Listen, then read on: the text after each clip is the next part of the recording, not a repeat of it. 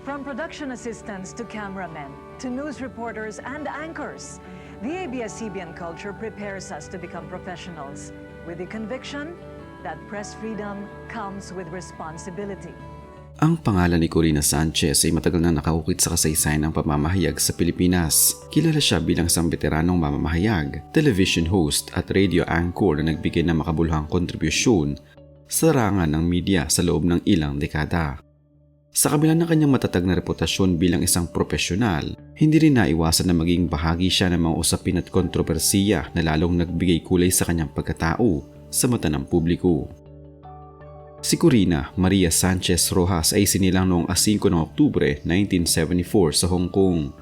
Lumaki siya sa isang pamilyang may kakayahang pinansyal, ngunit hindi ito naging hadlang upang magsikap siya sa pag-abot ng kanyang mga pangarap.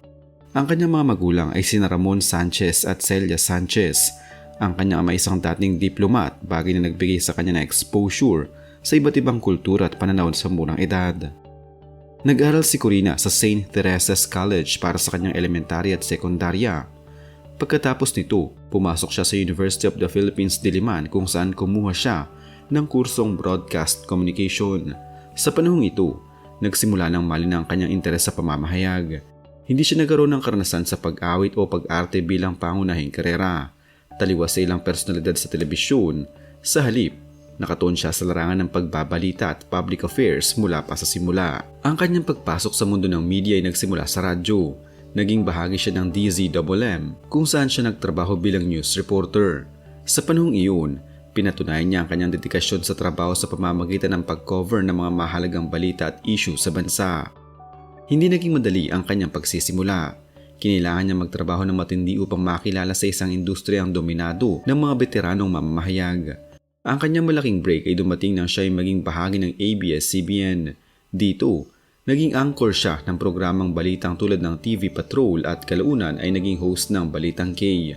Ang kanyang estilo ng pagbabalita ay direkta, matapang at minsan ay tinuturing na matalas. Ito ang nagdahilan kung bakit siya napansin ng publiko. Hindi siya natakot magtanong sa mahirap na katanungan, lalo na sa mga panayam sa mga opisyal ng gobyerno at iba pang personalidad. Isa sa mga dahilan kung bakit nagustuhan siya ng mga Pilipino ay ang kanyang pagiging prangka.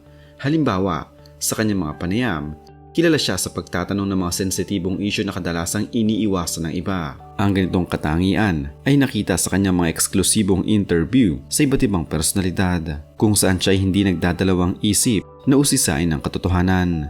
Ang kanyang programang Rated K naging isa sa mga pinakapopular na magazine show sa telebisyon dahil sa kakaibang timpla ng human interest stories, lifestyle features at investigative segments.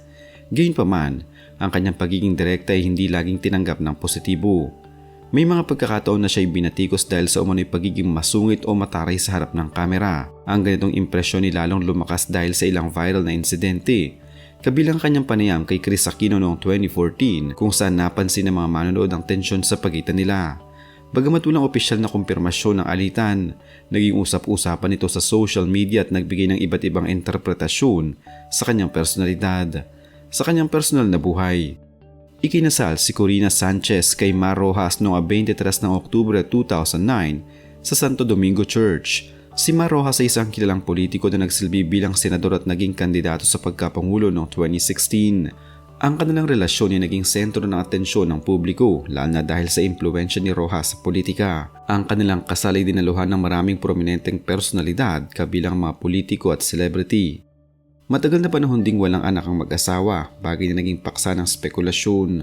Noong 2019, inanunsyo nila ang pagsilang ng kanilang kambal na sina Pepe at Pilar sa pamamagitan ng surrogacy sa Estados Unidos.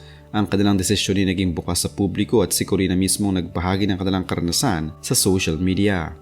Ang pagkakaroon ng anak sa ganitong paraan ay nagbigay ng inspirasyon sa maraming mag-asawang dumaraan sa parehong sitwasyon, ngunit nagdulot din ito ng diskusyon tungkol sa ethical at legal na aspeto ng surrogacy sa Pilipinas. Ang pagiging isang mataas ng profile na mamamahayag ay kaakibat ng masusing pagtingin ng publiko. Sa kaso ni Corina Sanchez, ang kanyang matagal na pananatili sa telebisyon ay nagbukas na maraming pagkakataon upang siya ay hangaan, ngunit gayon din upang siya ay husgahan. Isa sa mga pinakamatagal ng usapin na iniugnay sa kanya ay ang kanyang umano'y pagiging mataray o masungit, isang impresyon na paulit-ulit na lumilitaw sa diskurso ng publiko. Ang ganitong imahe hindi basta-basta nabuo. Sa kanyang estilo ng panayam, kilala si Corina sa pagiging diretso at walang paligoy-ligoy. Hindi siya nag-aatubiling magtanong ng mga sensitibong tanong, kahit pito'y nagdulot ng discomfort sa kanyang kausap. Sa konteksto ng broadcast journalism, ito'y maaaring ituring na lakas, isang indikasyon ng kanyang integridad at dedikasyon sa paghahanap ng katotohanan. Subalit sa pananaw ng ibang manonood, ang ganitong paraan ay maaaring magmukhang matalim, malamig o minsan ay bastos.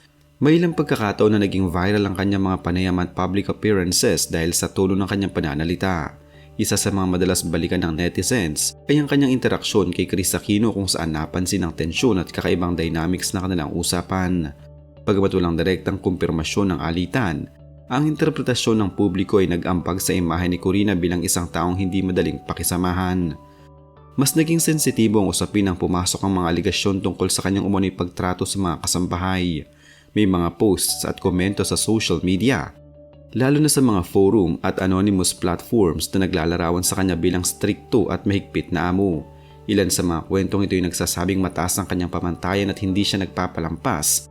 Sa kabilang banda, may mga ulat at pahayag din mula sa mga taong nakatrabaho niya na nagsasabing siya ay profesional, organisado at mataas ang standard sa trabaho. Ang ganitong katangian ay maaaring magmukhang strikto, ngunit karaniwan ito sa mga leader sa media industry kung saan mahalaga ang precision at credibility.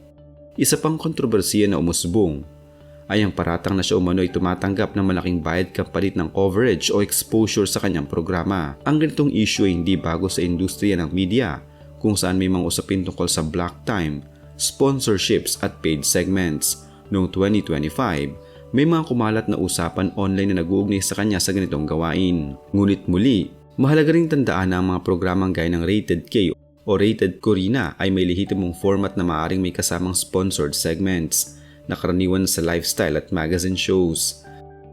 Ang kanyang pagiging asawa ni Mar Roxas ay nagdagdag pa ng layer ng pagsusuri sa kanyang buhay. Dahil si Roxas ay isang prominenteng politiko, madalas na nasasangkot si Corina sa political discourse kahit hindi siya aktibong politicians.